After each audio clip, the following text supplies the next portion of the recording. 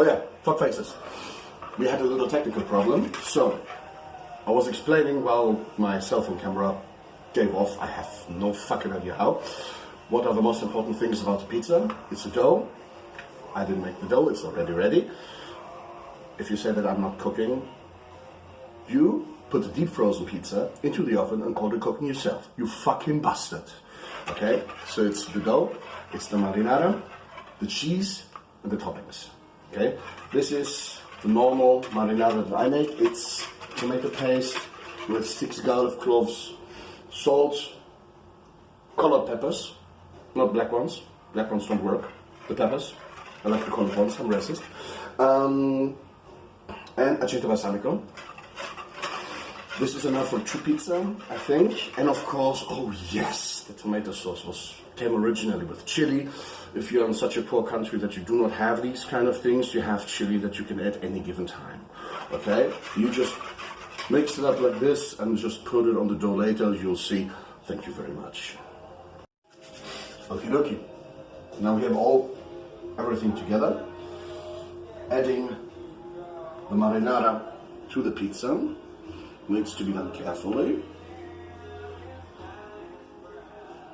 And you need to ration it properly. I fucking love an atrocious amount of tomato sauce on my pizza, but leave the frame away, because one of the most important things, especially if you're such a fuck nut like I am, you don't know exactly how long it's going to be taking in the oven.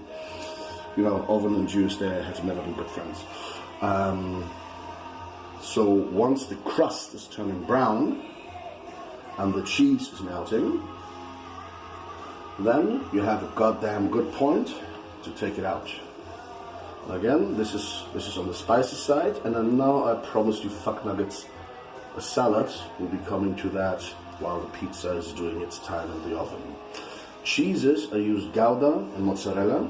This is open to your taste. This is my 2 favorite meltable cheeses.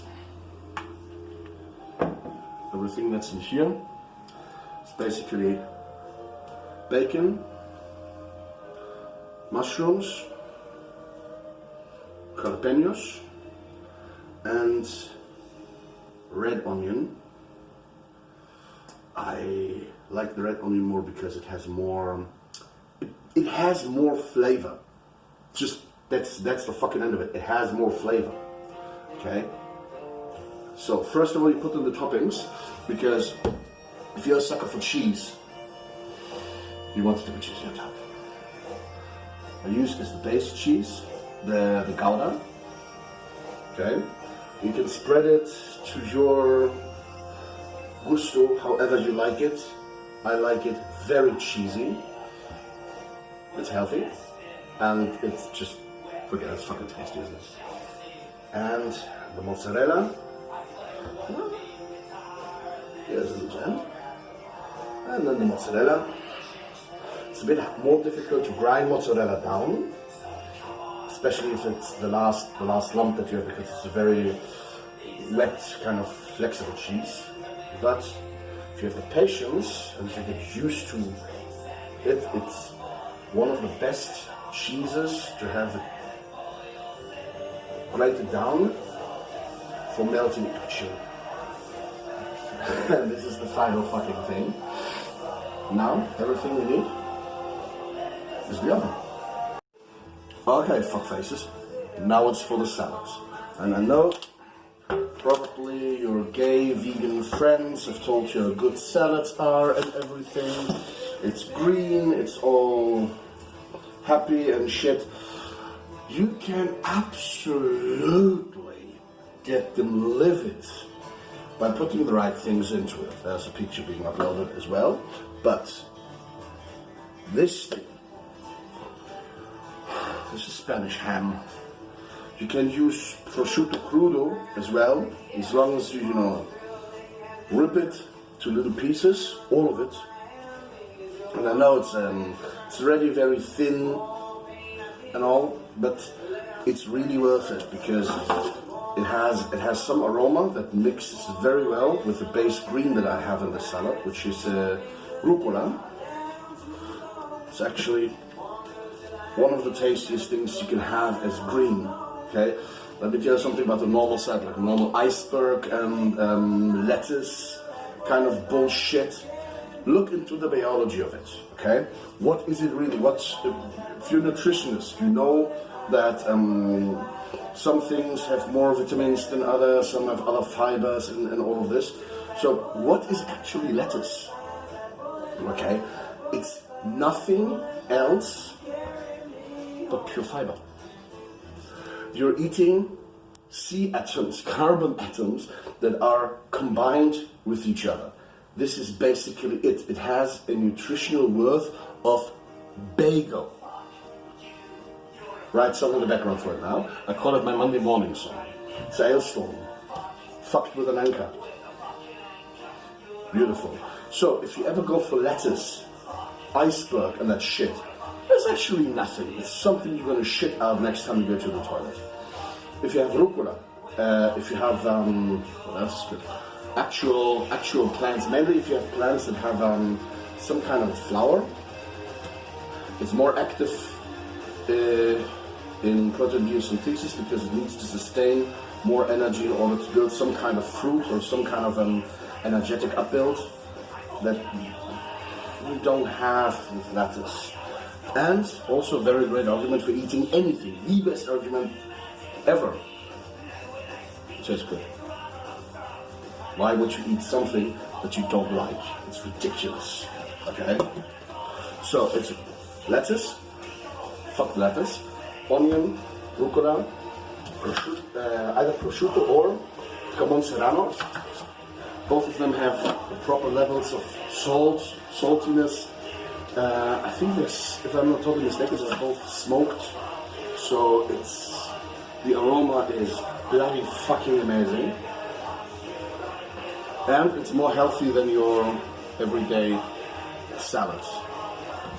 I think it must be actually funny if you have like a vegan girlfriend, right? How does that work out? If she wants to eat, it must be pretty easy that you just let her out on the lawn, right? That's what I do. Little truck stop in the forest. Let your girlfriend graze. Probably should take a picture of it. And a vegan hamburger, of course. This is the most ridiculous thing I've ever heard. If it's like these soy product things, like tofu and everything, and you make food out of this so-called food, right?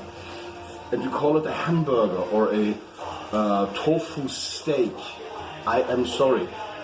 If this is made of anything else but meat, you do not have the audacity to fucking call it a steak, a burger, a whatever. Those are exclusive meat products. You're the result of about more than 1 million years of evolution. If you're talking more like human evolution, it's fucking accurate. Okay? And cherry tomatoes. Not really my favorite tomatoes, but a bit too watery. But again, it's also not the season for it. We have winter. But still, it has a basic tomato flavor. It's a nice addition.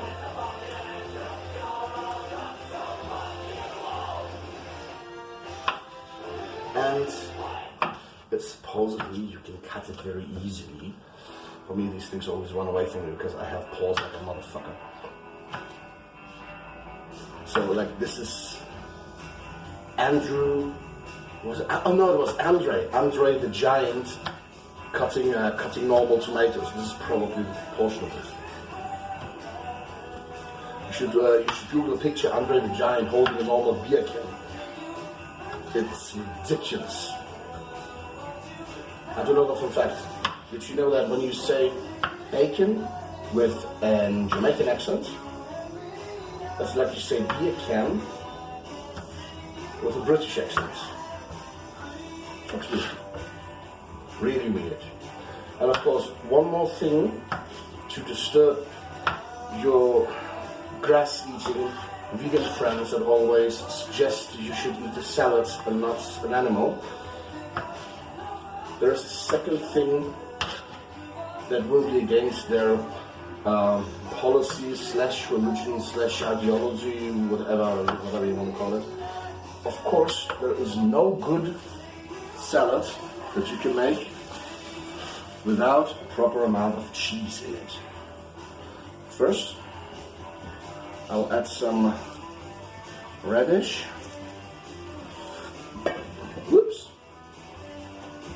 Should be to spice things up. Can you fucking believe it? There are people in this world who think that radish is spicy.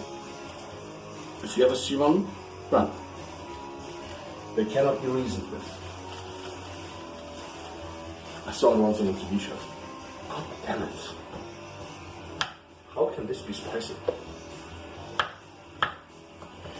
It's important that you cut it thin, because you don't want to chew on big hunks when you have a fine salad and a nice addition. So, cut off the ends. Also these two. So it looks like this.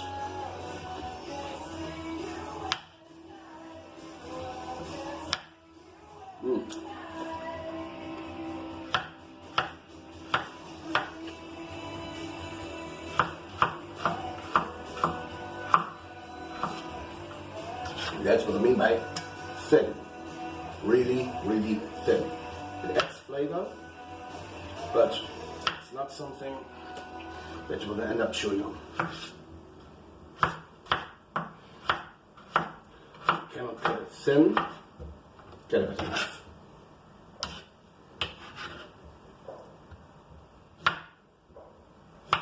Okay, almost done with the radish. After that, of course, we have pine kernels, which are very nice. Also must be if you make any kind of risotto. I think at some point I'll show my recipe for risotto. So far, it has thrown everybody off their feet. That's mainly because they're not used to. Don't expect pesto. And then suddenly you have a fucking 200,000 Scoville inside of there. It's fun though to see people's faces. Okay. Whew. Knives can solve so many problems.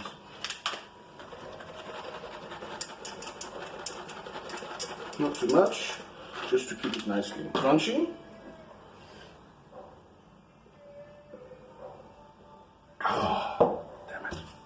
And truffle oil. Oh god, I'm a sucker for that, seriously. It fits very well with the rucola. This is one of the main reasons I use that. You can also use sesame oil. The aroma is very, very combining with it as well. Oh. So, truffle oil, sesame oil, this is one of the most important things. And your salad is almost ready. You don't need to show your friends how much of a mess it is to make a salad.